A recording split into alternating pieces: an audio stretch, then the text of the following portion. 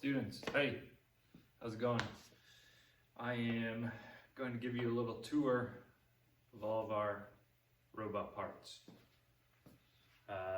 Might pick up a few of them, bring them up here, hold them close to the camera so you can see them, and just talk in general about what's going on. We've got this big, tall shelf unit right here. It's got a bunch of drawers in it. Drawers are labeled. There are some stuff with wires, especially along the top up here, different switches, pump switches, controllers. Down here we've got a drawer labeled motors. These are our motors we're going to use when we get to building robots. Got these things that are labeled Cortexes. These are the computers. They're the brains for our robots. I think this one here is batteries, and this one is orange USB. So those are kind of the electrical components that we keep over here on these shelves. And then everything else on the shelves is metal or plastic. So we've got our wheels. We've got gears, definitely a lot of gears. I'll show you a couple gear. These guys right here with the big teeth. So this is a big one with big teeth. This is just a little dope. This is just a little tiny one. And it's got those big teeth on there. These are called our chain gears or tread gears because you can also put tread on them, like tread on a tank. They are different from these. These have little tiny teeth. This isn't supposed to go in there, but luckily for this video, it was sitting there for me to hold. So the biggest difference between gears are the size of the teeth. So pay attention to that when you're building the different mechanisms. This is what a chain would wrap around, like on your bicycle. And these, the ones with the little teeth, have to touch. So I'll go grab some of those and show you what I mean.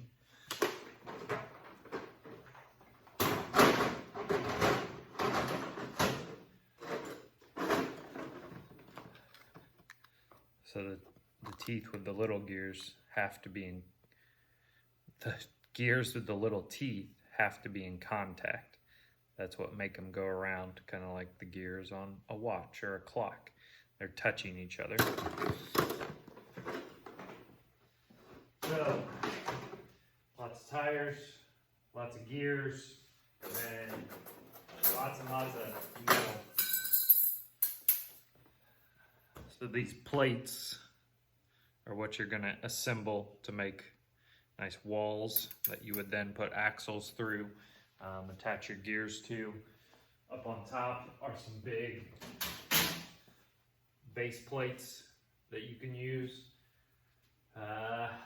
I've quite a few of those. I don't think I'll have enough for every single group since we're in smaller class sizes on different days. We'll probably have a lot more groups than normal, so there might not be one of these for every single group, but that's okay. We can share them.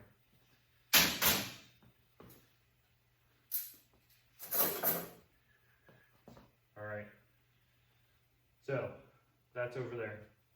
Over here are all your little parts, all the things that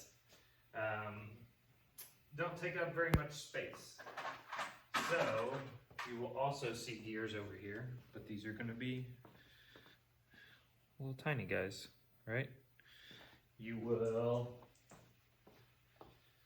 find up on top of there, these tackle boxes. These have your most used parts. These are very important. You should have one of these at every table, every day. Then at the end of class, you have to put it back so the next group can use it, okay? Don't keep these squirreled away somewhere. As a matter of fact, I can't find one of them right now. I have 8 tables, and right now I only have 7 of these. So I need to go on a hunt and see if I can find the other one. these are your most used parts. So you just took a parts quiz for me. And all those parts in the parts quiz are the things that fill this little beauty up. So your wrenches, your Allen wrenches, that's your Allen wrench. If you ever built IKEA furniture, I'm sure you're maybe very familiar with these. That's what you're going to tighten your bolts with. There are bolts, nuts, spacers, shaft collars. We got these bearing flats. That's what your axles go through so that they spin nice and smooth. But these are what you use every single day. So keep these organized, and again, put them back on top so the next class period can use them. And all the other stuff that's over there is just kind of like, you know, one-off things that you're gonna need for one build, but maybe not the next one. So maybe you need a long bolt one time. You'll go over there and find it because there isn't one in your tackle box. Maybe you need bevel gears for one of your mechanisms. Well, there are 3 drawers labeled bevel gears, so you'll just pick the size that you want. Different size spacers for different builds. So maybe you want a short spacer one time, big spacer the next time. Let's see what else we got. Sliders, track gears. Those are things you'll use for just a couple of the mechanisms, but not every single one. Worm gears. Again, you will build a lead screw where you have to use these worm gears, and then you will build a worm and wheel mechanism where you have to use the small worm gears. So there are 2 different sizes of worm gears. So there's just a lot of variation in those parts. They're all pretty similar, but you use different ones for different builds. And this is your stuff where you kind of build your framework. So you build like your walls, or you build your, you know, your tower where you're gonna put the gears. So this is kind of like the big picture, create like the space where you then assemble the mechanisms. One thing I didn't point out over here are the axles. So these guys are what they're what's gonna spin. They're what's gonna hold the gears, hold the handle that will turn the gears. These are your axles or your shafts. They come in different sizes. Please do not, under any circumstance, bend any of these. They will not bend back. So once they're bent, they're kind of done. So keep all these guys nice and straight, because if they're straight, then your mechanisms will work a lot better. And if they're bent, they won't work and they just go away because they can't get bent back. Trust me, don't prove it to yourself. All right. Sound good? I think that's all I got. If you have any questions, just send me an email. I will try to organize this stuff because I come in here usually every morning. So when I come in, I'll just make sure you didn't make too big of a mess and hopefully get it nice and organized for you.